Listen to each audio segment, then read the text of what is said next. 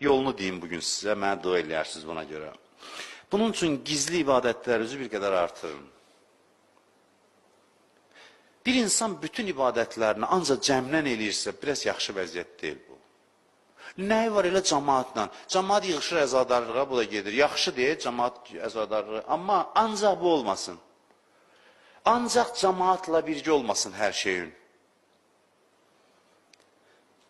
Bəzən görürsən ki, bəzi işlərin olsun ki, ancaq özündən Allah arasında, xəlvətin olsun Allahla. Məsələn, hərdən bir evdə ailən üçün bir kəlmə otur, oxu məsələn, ya bir mərsi oxu, 3 nəfər üçün evdə, özün üçün oxu, bu da lazımdır insana. Xəlvət yəni gizli, özünlə Allah arasında olan məclis, olan əməl. Hər gün 1-2 rükət namazın olsun ki, heç kəs olmasın orada, durub özün qılasan Allah görsün.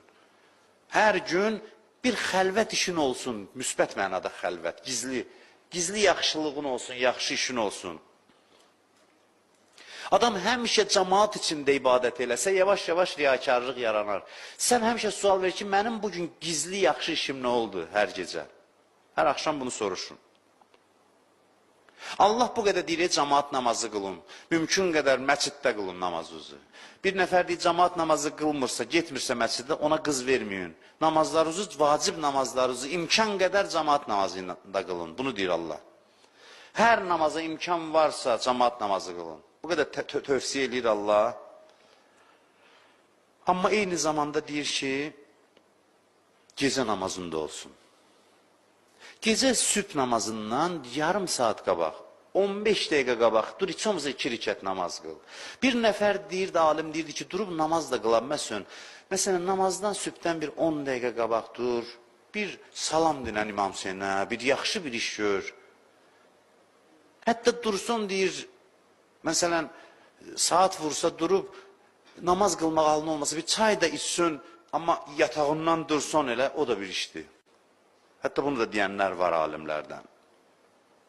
Yəni, gecə də bir xəlvətin olsun Allahla. 2 rükət namaz da olsa, xəlvət bir ibadətin olsun. O gün dedim, özünlə hərdən bir moizə elə, içində özünə bir moizə məclisi qur. Heç vaxt öyrəşmə ki, həmişə biri minbərdə otursun, danışsın, qulaq assın. Yaxşı deyə qulaq as, amma özün də özüvə vaizənli nəfsi hədisdə var. Xoş adamın alına ki, özü özünün xətibidir, vaizidir. Qəlbində bir minbər qurur, özü danışır, özü qulaq asır. İmam Hüseyn üçün hərdən bir iş görün, ki İmam Hüseyn bilsin, Allah bilsin. Biri evində ehsan verir, bir dənə gizlin duz sən göndər. Misal üçün deyirəm, nəsə bir gizli olsun, heç kəs bilməsin ki, bunu sən eləmirsən. İndi də sosial şəbəkə dövrüdür. Adam da yatmağın, durmağın, hər şeyini gətirib sosial şəbəkəyə, biraz da bunun xeyirləri ilə yanaşı ziyanları da var. Elədiyi bütün şeylər nümayiş eləmək, cəmaatın reaksiyasına baxmaq, adamın ruhiyyəsinə də bir mənfi təsirlər də göstərir. Fikrimi nə qədər dəstəklədilər, nəm. Bunlar o qədər də, onları fikir cəmiyyətə təqdim eləmək, reaksiyalara baxmaq ki, fikrimə nə o. Amma buna aludə olub, bunu bir məqsədə çevirmək yaxşı iş deyil. İnsanın gizli bir ibadəti olmalıdır. Gizli hissəsi olmalıdır, müsbət mənada.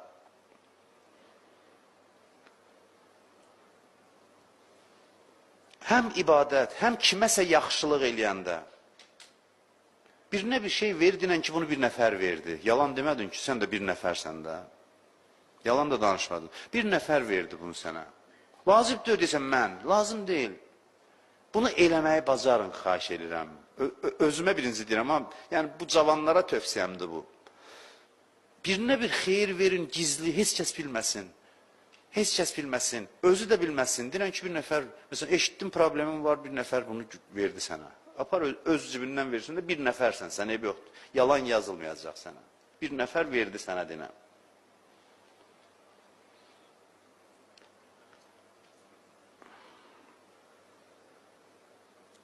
Pis işləri adam içində çox gizlədəndə, yavaş-yavaş adamın üzünə vurur və insan hiss olunur ki, bu yaxşı adam deyil.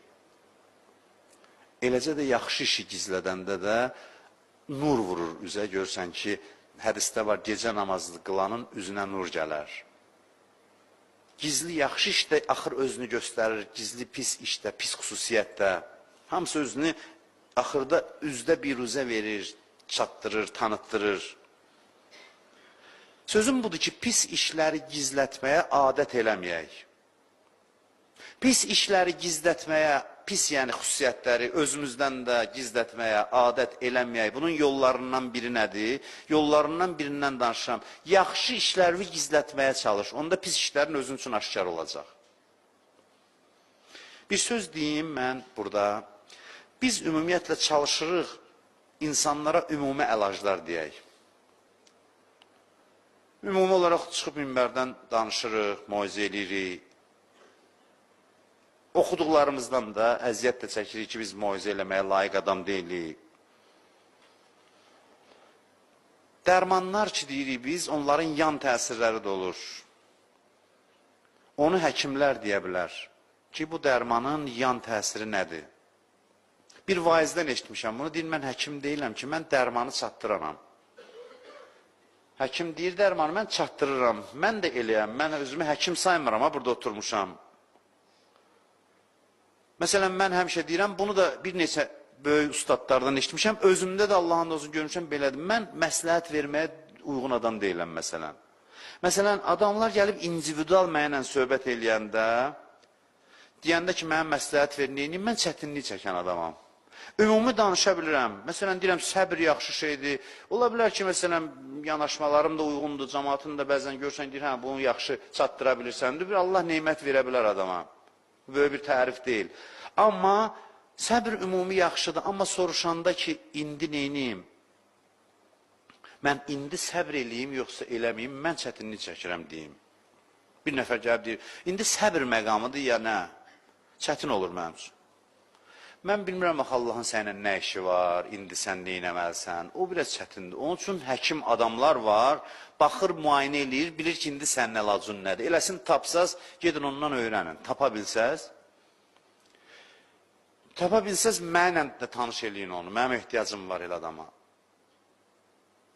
Məndən belə gəlib ümumi dinləmək üçün, Allah eləsin uyğun adam olun, bunu indi bir tər dözürsüz mənə. Amma gedib elə bir adamlar tapa bilsəz ki, baxanda bilsin sənin indi əlacın nədir?